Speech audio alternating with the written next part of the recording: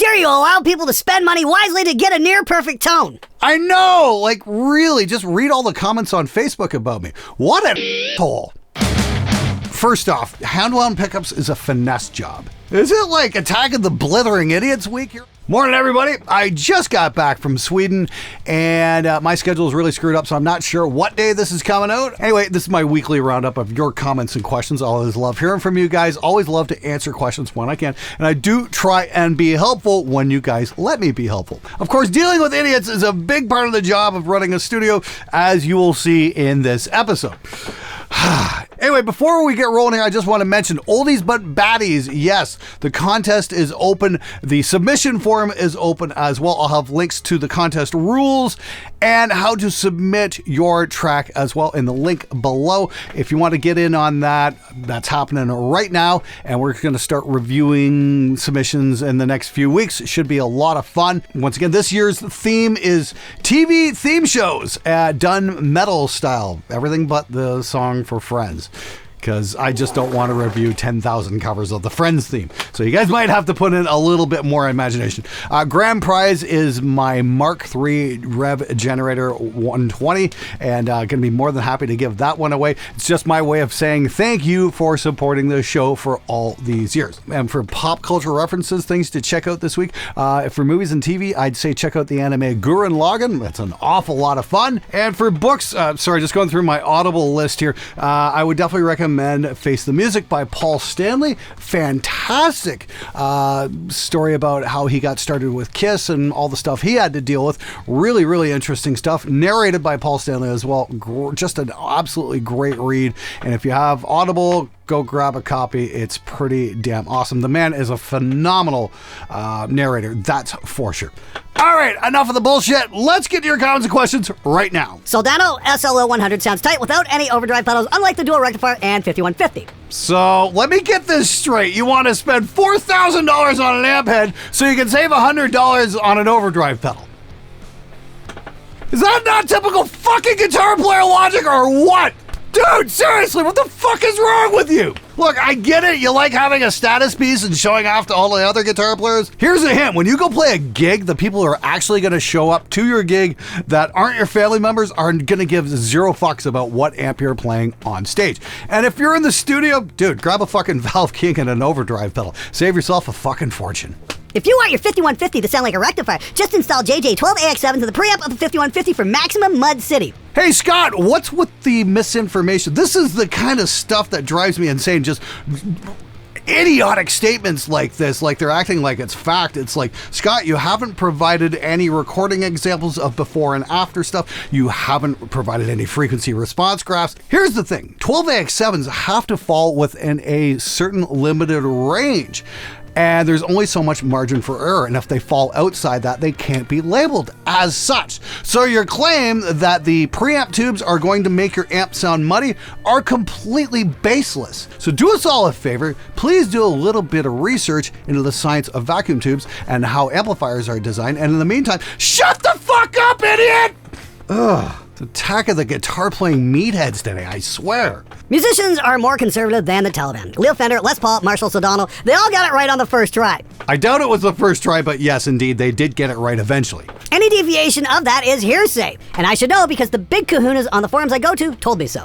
I've got this smoldering suspicion that Scott, the guy in the last comment about the 12AX7s, is hanging out on those same forums. Don't get me wrong, guys, guitar forums are great. You can learn an awful lot, but when somebody starts making wild claims, start asking for examples. There's nothing wrong with that. Never take any wild assertion on faith. I've been trying to tell you clowns about the Valve King 112 for years now, but the internet kept insisting that it sucked, and now Glenn gives it an endorsement, so it's gonna fly. Use it as a head, or better, put a better speaker of choice. It's a golden amp. Had mine for about 15 years now. Yes, I was honestly extremely surprised by just how well the Valve King sounded. I shot it out against my Soldano, and the two were merely almost identical in terms of sound quality. If you need any reference to that, you can check out this video right here, where I break it down, and if you go searching for a Valve King, you can save yourself a bloody fortune. Just don't pay extreme prices for it because it's not worth it. I wouldn't pay anything over $400 for it. If you see somebody charging more than that, tell them to go to hell. All right, so now it's time for everybody's favorite part of the show, the butthurt of the week.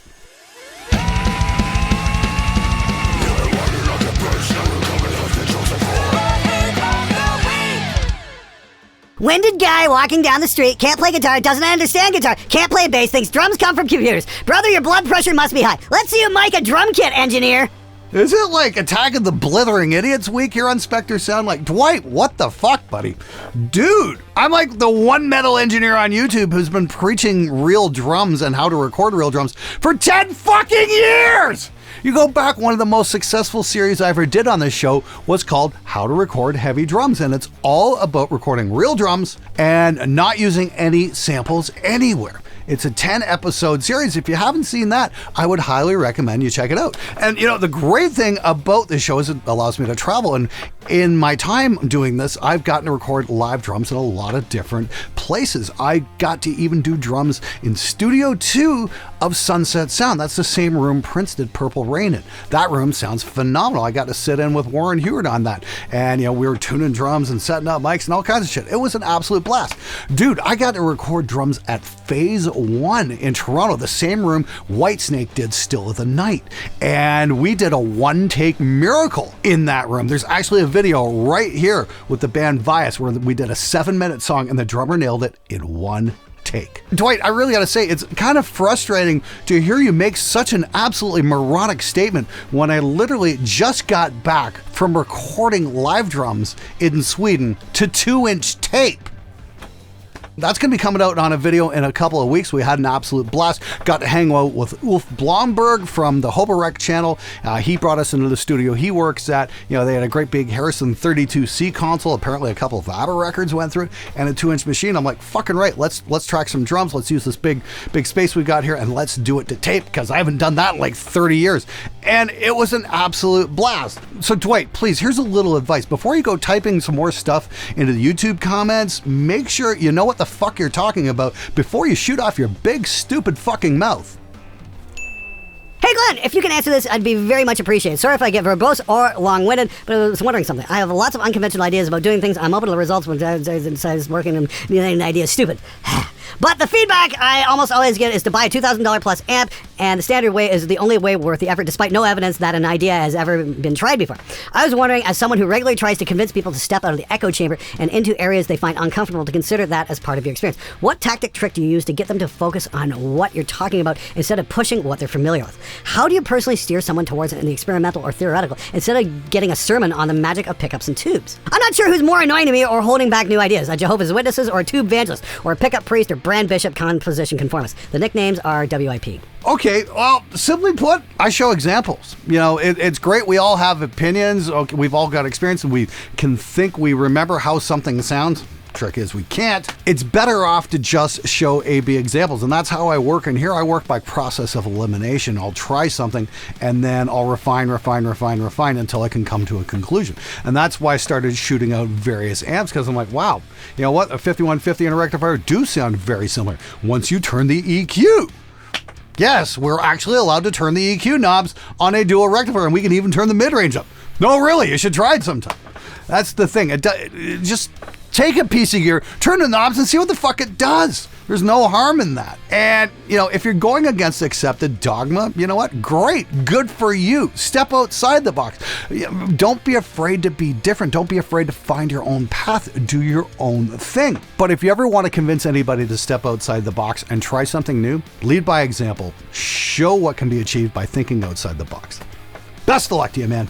Glenn, you're right about many things, but you don't need cabs and amps for anything other than nostalgia. So you were wrong about the speaker and cab thing. Okay, Billy the Kid's Ghost, great observation there. Really appreciate that. Here's the thing, you know, you can do some great stuff with impulse responses. I'm not going to deny that. You can absolutely get some amazing tones, but you can also get some amazing tones by doing the real thing and working with the room that you have. There's absolutely nothing wrong with that. And the thing I keep saying over and over and over again is, if you really want to step outside of the tried and true, try changing your speaker to something nobody else is using. You'll be shocked by the results you get. Hey Glenn, we were recording our first album and we decided to do everything real. Miking drums, miking cabinets, the whole thing. With just a few attempts, I got the best sounding guitars I was ever able to make. And the gear I used was not very expensive. A Harley Benton 2x12, a Shure SM57, a fat head, and a phase aligned plugin. Never got such a great sound with IRs. I still love them, but now I am convinced that miking cabs is way better. If you have the space for it, what do you think? Absolutely, if you got the space for it, you should never shy away from miking a cab. You can definitely tweak it around a lot more, and it's going to give you way more options than just an IR. That's for sure. Here's something really cool, though, especially if you're coming from the amp sim world, and I find that this is kind of an interesting point I want to bring up. Okay, now that we have access to amp sims, especially amp sims that sound like great right out of the box, like say the Bogren amp knob, that kind of thing, you turn it up, it sounds great, it'll work in your mix.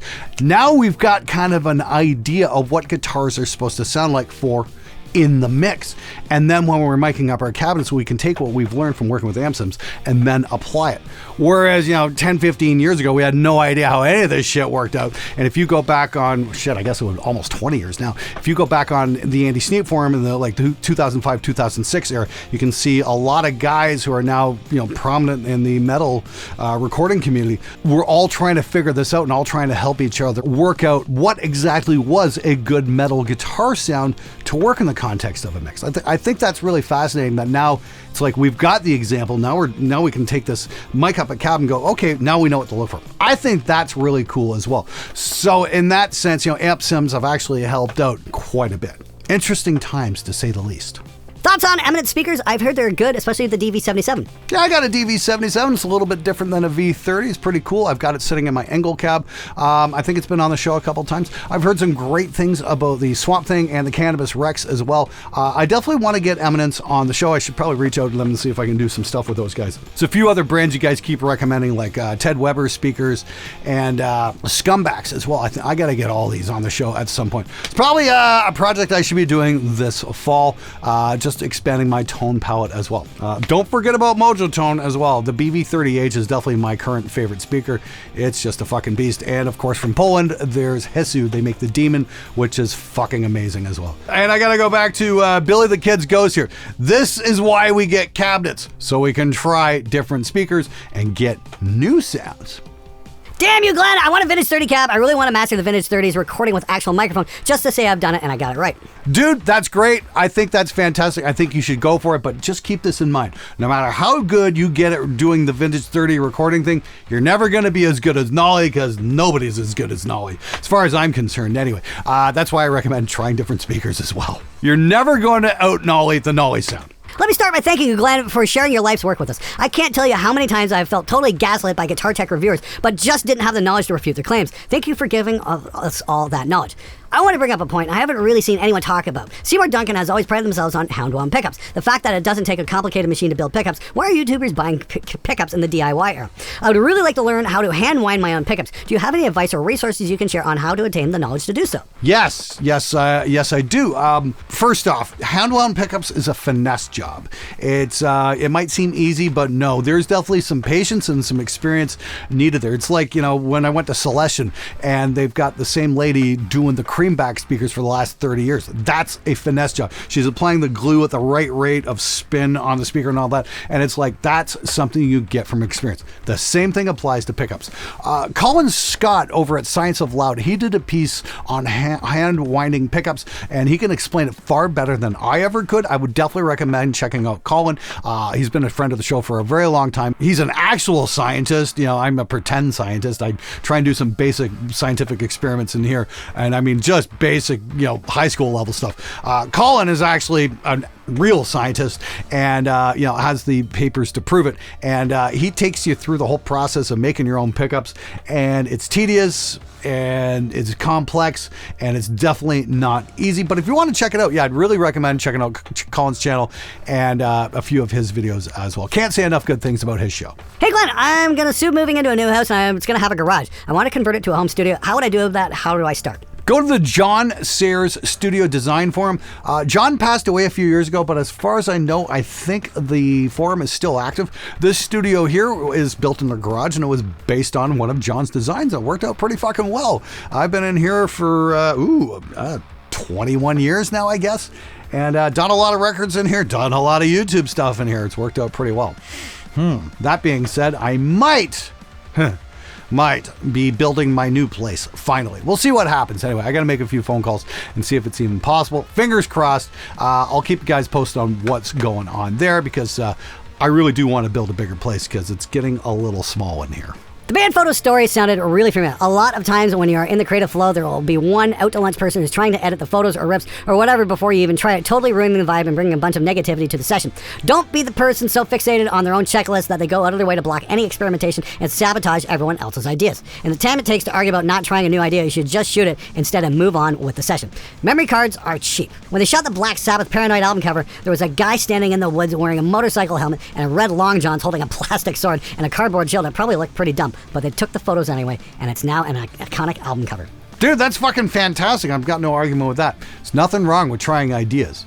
Just be sure you don't get so caught up on your own bullshit you think, oh, this is awesome, when it's not. Always get a second opinion before releasing to the public. Another cam I would recommend is the Panasonic Lumix GH2. Still a beast for video and rips in the photo department. Got mine 2 years ago for 120 euros, including lens. Hey, Christoph, thanks so much for writing in. Yeah, that was, I did a video on great cheap cameras you can get to do your band photos with, like for about $200. Here's the thing, I actually started this show with a pair of GH2s about 10 years ago. If you watch How to Get Your Band Rated for the Studio, that was with a GH2 with an anamorphic lens, and I worked with those cameras for quite a while. Yeah, those were great. I never did too much stills work with them, but for video, yeah, I did a bunch of music videos, started the show with it. Great cameras. And yeah, you can get them for next to nothing these days. And even if you want to do some basic video stuff, yeah, can't go wrong with one of those. Glenn, 2 questions. First, in regards to the band photo you made last week, can the same budget cameras you mentioned be used for other purposes such as product shots, thumbnails, etc.? And second, can those same lenses be used for video? If not, which ones do you recommend? For additional context, I've been using a Panasonic GH2 and GH4 and a Sony A7C. I'd love to know what you would recommend. Yeah, I mean, of course they can work for different kinds of photos. They're photography cameras. Yeah, so if you want to do product shots and what else was it? Thumbnails. Yeah, of course. There's no problem with that whatsoever. And the lenses, yeah, you can get lenses to translate over to video. In fact, you know, in my GH2 days, I bought myself like an old complete set of Super Takumar primes, everything from 20 millimeters all the way up to 300 millimeters to run on my GH2. You know, you can get adapter rings and that kind of stuff, and they work great for video.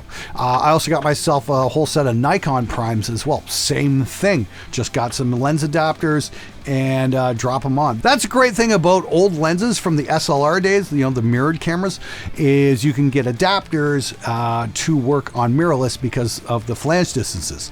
So yeah, you can actually save yourself a bloody fortune if you don't mind doing manual focus. And I shot that stuff for years and years.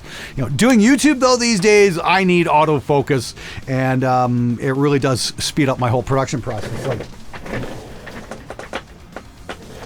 yeah, that's the Sony FX3 with a Sigma lens, and the autofocus is absolutely brilliant, and it just saves me a lot of work. But you know, if you're behind the camera and you don't mind doing focus, that's no problem at all.